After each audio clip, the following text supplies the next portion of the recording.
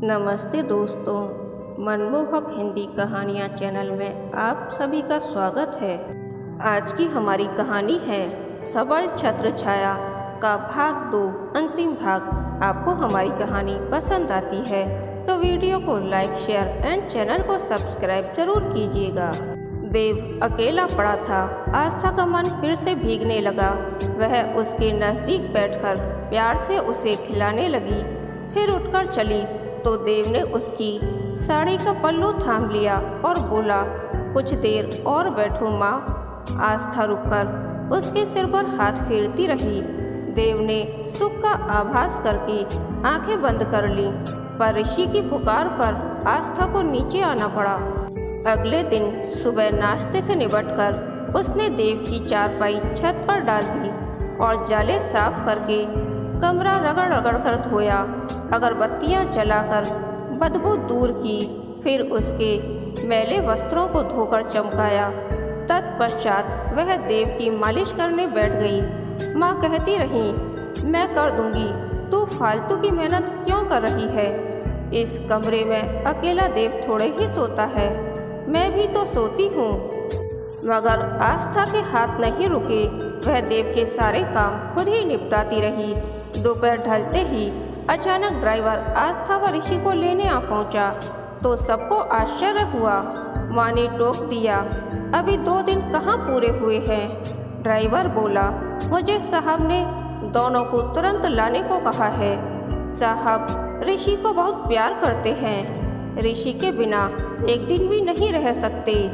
इसके अलावा सब लोगों को एक शादी पर भी जाना है।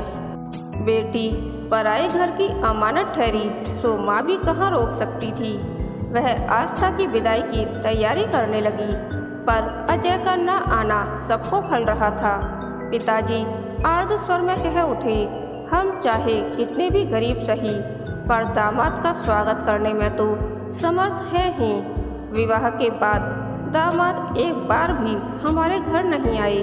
माँ, तुम लोग भी तो दिल्ली आया करो, आना जाना तो दोनों तरफ से होता है। ठीक है, हम भी आएंगे। माँ आंचल से आंखें पोंछती हुई बोली। आस्था ने ऋषि की नज़र बचाकर 500 रुपये का एक नोट भाभी को थमा दिया और बोली, भाभी देव का इलाज अच्छी तरह से कराती रहना। भाभी ने लपक कर नोट को अपने ब्लाउज में घोंस लिया और मुस्कुराकर बोली, देव की चिंता मत करो दीदी, वह हमारा भी तो बेटा है। आखिर में आस्था ऊपर जाकर देव से मिलकर भारी मन से ससुराल के लिए विदा हुई। कार आंखों से ओझल होने तक घर के सभी लोग सड़क पर खड़े रहे। आस्था रास्ते पर सोचती रही कि उसने साल भर तक मेरठ न आकर देव के साथ सचमुच बहुत अन्याय किया है। अपनी जिम्मेदारियां दूसरों के गले मरने से क्या लाभ। देव की देखभाल उसे खुद ही करनी चाहिए। वह इस बारे में अजय से बात करने के लिए अपना मन तैयार करने लगी। अजय को ना तो दौलत का अभाव है, ना वह कंजूस है। वह थोड़ी नानुपुर के बाद उसकी बात अवश्य मान लेगा व देव को अपना लेगा, फिर तो कोई समस्या ही नहीं रहेगी। अजय घर में बैठा उन दोनों की प्रतीक्षा कर रहा था। ऋषि कार से उतरकर पिता की तरफ दौड़ पड़ा। अजय ने उसे गोद में उठा लिया। मेरा राजा बेटा आ गया। हाँ देखो पिताजी, मैं क्या लाया हूँ। ऋषि ननिहाल में मिले खिलौने दिखाने लगा। माँ जी ने चाय बनाकर सबको प्याले में थमा दिए। सब पीने बैठ गए। माँ जी व अजय ऋषि से मेरठ की बातें पूछने लगे। तुम्हारे नाना नानी, मामा मामी सब कुशल तो है ना। ऋषि उत्साहित होकर छोटी छोटी बातें भी बताने लगा। फिर एकाएक कह उठा, वहाँ बहुत गंदा एक लड़का भी देखा। उसके दांत भी बहुत गंदे थे, उसने ब्रश भी नहीं किया था। बहू, यह किसके बारे में कह रहा है। माँ जी पूछ बैठी तो आस्था को देव के बारे में सब कुछ बताना पड़ा। अजय सब कुछ सुनता रहा, पर उसने एक शब्द भी देव के बारे में नहीं कहा। आस्था को उसकी यह चुप्पी नागवार गुजरी। वह उससे कुछ कहना ही चाहती थी कि माँ जी ने टोक दिया, बहू बातें फिर कभी हो जाएंगी, इस वक्त शादी में चलने की तैयारी करो, नहीं तो देरी हो जाएगी। माँ जी के मायके में किसी रिश्तेदार की शादी थी। आस्था ने ऋषि को तैयार किया, फिर खुद भी तैयार होने लगी। रास्ते भर खामोश रही, पर आस्था भी इतनी जल्दी हार मानने वाली नहीं थी। वह अजय से बात करने के पक्के मंसूबे बना चुकी थी। आखिर एक दिन आस्था को मौका मिल ही गया। माँ जी ऋषि को लेकर पड़ोस में गई हुई थी। आस्था ने बात शुरू कर दी। देव को भैया भाभी के आश्रित बनाकर अधिक दिनों तक वहाँ नहीं रखा जा सकता। फिर वह कहाँ जाएगा? उसे हम अपने साथ ही रख लें तभी उचित रहेगा। यह कैसे हो सकता है? कहते हुए अजय के चेहरे पर कठोरता छा गई। मैंने तुमसे शादी ही इस शर्त पर की थी कि मेरी बात समझने की कोशिश करो। जिस प्रकार ऋषि मेरा बेटा है, उसी प्रकार देव भी तुम्हारा बेटा है। फिर उसे साथ रखने में कैसी आपत्ति? आस्था ने उसकी बात काटते हुए कहा, मैं तुम्हारे देव को अपना बेटा कैसे मान सकता हूँ? सपोज करो मैंने उसे बेटा मान भी लिया, तो भी क्या मैं उसे घर में रखने की इजाज़त दे दूँगा? क्या मेरा ऋषि देव को अपना सकेगा? माँ अपना सकेंगी? यह सुनकर आस्था चुप बैठी सोचती रही। अजय उसे समझाने के अंदाज में फिर बोला, अपनी भावुकता पर नियंत्रण रखो आस्था। देव को भूल जाने में ही तुम्हारी भलाई है। उसे उसके हाल पर ही छोड़ दो। मैं माँ हूँ अजय। आस्था सिसक पड़ी। अपनी संतान को तिल तिल कर मरते हुए कैसे देख सकती हूँ? देव अब पहले से आधा भी नहीं रह गया। वह न ढंग से खा पाता है, न पढ़ पाता है। भैया भाभी के साथ और अधिक रह लिया तो उसका भविष्य खराब हो जाएगा। मैं इस मामले में कुछ नहीं कर सकता आस्था। किसी अन्य को घर में आश्रय देकर मैं अपने ऋषि के रास्ते में कांटे नहीं बो सकता। अजय ने दो टूक जवाब दे दिया। आस्था को चुप्पी लगानी पड़ गई। साथ ही उसके हृदय में बनी अजय की छवि भी बिगड़ती चली गई कि कितना महान समझा था उसने अजय को, लेकिन वह तो मात्र पत्थर निकला। अब दोनों के बीच में अदृश्य दीवार खड़ी हो गई। आस्था मन ही मन कुढ़ती रहती। उसका मन अब अजय से बोलने को भी नहीं होता था। वह उसके प्रश्नों का उत्तर हाँ या ना में देकर सामने से हट जाती। वह अपनी तरफ से कोई बात नहीं करती। ऋषि भी उसकी आंखों में चुभने लगा था। उसका मन विद्रोह कर बैठता। जब अजय उसके देव को नहीं स्वीकारता तो वही क्यों ऋषि को छाती से लगाती रहे। पराए जाए अपने तो नहीं बन सकते। ऋषि से कौन सा उसका खून का रिश्ता है? बड़ा होकर ऋषि भी उसे आंखें दिखाने लगेगा, फिर वह उसे अपना क्यों समझे? दोनों के मध्य पनपता अवरोध माँ जी की पैनी निगाहों से नहीं छिप सका। वह बार बार पूछने लगी, बहू जब से तुम मायके से लौटी हो तुमने हंसना बंद कर दिया है। यह उदासी तुम्हारे होने वाले बच्चे के लिए अच्छी नहीं। आस्था खुद को सामान्य दिखाने का प्रयास करती रहती, पर माँ जी संतुष्ट नहीं हो पाती थी। कभी वह कुरेदती, अजय ने कुछ कहा है क्या? वह भी आजकल खामोश रहता है। तुम दोनों में कोई अनबन तो नहीं हो गई?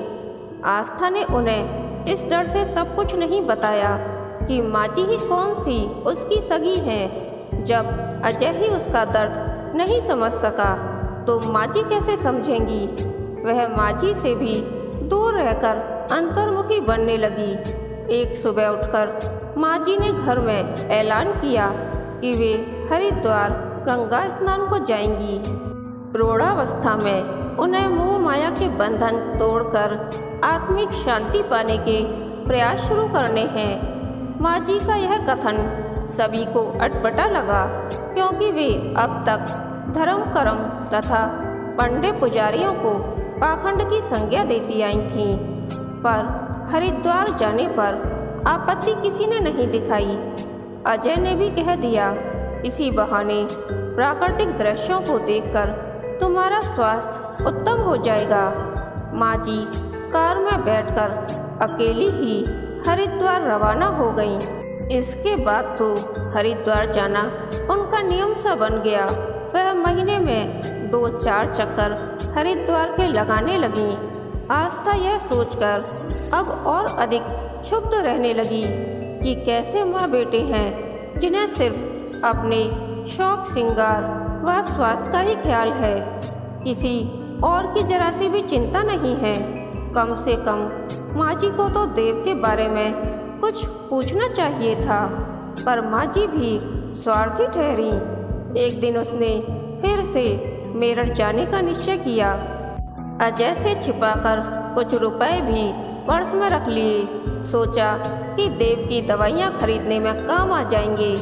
थोड़ी नानुकुर के बाद अजय ने उसे मेरठ जाने की इजाज़त दे दी, पर ड्राइवर को खूब समझा दिया कि उसे आज ही आस्था को साथ लेकर लौटना है।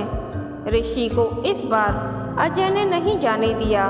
बहला दिया कि माँ रात तक तो वापस लौट ही आएंगी। अजय के कठोर व्यवहार से आहत आस्था रास्ते भर आंसू पोंछती रही। माँ और भाभी उसे देखते ही स्वागत के लिए लपकी, लेकिन आस्था तो अपने देव को हृदय से लगाने को व्याकुल थी। इसीलिए घर में घुसते ही उतावलेपन से सीढ़ियों की तरफ दौड़ पड़ी, परंतु छत पर पहुंचते ही जैसे उसे काट मार गया, क्योंकि देव का कमरा खाली था। उसका बिस्तर व कोई सामान भी दिखाई नहीं दे रहा था। वह चकित सी खड़ी सोचती रही, कहाँ गया देव। उसके मन में सैकड़ों आशंकाएं तैर उठीं। कहीं देव को कुछ हो तो नहीं गया। माँ व भाभी दोनों उसके पीछे पीछे सीढ़ियाँ चढ़कर ऊपर आ पहुँची। आस्था उनकी तरफ मुड़ी व बदहवासी में चिल्लाने लगी, माँ बताओ मेरे देव को क्या हुआ, वह कहाँ चला गया। तुमने मुझे उसके बारे में कभी पत्र में भी कुछ नहीं लिखा। क्या हुआ मेरे बेटे को। वह रो पड़ी। दीदी हमारी भी तो सुनो। भाभी उसके आंसू पोंछने लगी। क्या तुम्हारी सास ने कभी कुछ नहीं बताया। नहीं, वह क्यों बताएंगी। उन्हें देव से क्या लेना देना। कहाँ है देव। तुम्हारी सास ने उसे उचित देखभाल के लिए अस्पताल में भर्ती करा दिया है। वह कई बार यहाँ आ चुकी हैं। वह देव के इलाज पर पानी की तरह पैसा बहा रही हैं। आस्था घोर आश्चर्य से जकड़ गई कि क्या ऐसा होना संभव है। पर माँ जी को देव की बीमारी के बारे में कैसे पता लगा। कहीं उन्होंने छिप कर तो नहीं सुन लिया था। वह उसी वक्त अस्पताल जाने के लिए उतावली हो उठी, पर माँ ने जबरदस्ती उसे एक प्याला चाय पिला दी। फिर उसके साथ सभी लोग अस्पताल पहुंच गए। देव साफ सुथरे वस्त्र पहने स्वच्छ सफ़ेद शैया पर लेटा हुआ था। माँ को देखते ही उठने का प्रयास करने लगा। आस्था ने उसे सहारा देकर बिठाया व स्नेह से उसका मुंह चूमने लगी। मेरा राजा बेटा ठीक तो है ना। वह देव को पहले की अपेक्षा स्वस्थ देखकर संतुष्टि का आभास कर रही थी। दादी माँ नहीं आई। देव इधर उधर देखकर पूछ बैठा। वह आएंगी बेटे। आस्था उसे प्रसन्न देखकर खुशी से गदगद हुई जा रही थी। देखो दादी माँ ने मुझे कितने पैसे दिए हैं। खिलौने व मिठाइयाँ भी दिलवाई हैं। देव सारा सामान दिखाने लगा।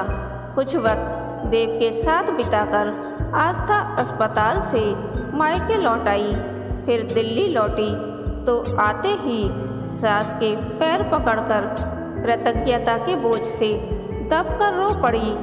माँ जी, आप महान हैं। हरिद्वार जाने के बहाने मेरे देव पर प्यार लुटाती रहीं, पराए खून पर। देव पराया कहाँ है, मेरा पोता है। जब तुम हमारी हो गई तो देव भी तो अपना हुआ। माँ जी ने उसे उठाकर छाती से लगा लिया। लेकिन अजय उससे नफरत करते हैं, कहकर आस्था चिंतित हो उठी। वह सुनेंगे तो नाराज हो उठेंगे। अजय ने देव को घर में रखने से ही तो इनकार किया है, उसका खर्च उठाने से तो नहीं। मैं देव को छात्रावास में रखकर पढ़ाऊंगी, उसे अच्छा इंसान बनाने में कोई कमी नहीं छोड़ूंगी। आस्था जानती थी कि अजय में माँ जी का कोई भी आदेश टालने की हिम्मत नहीं है।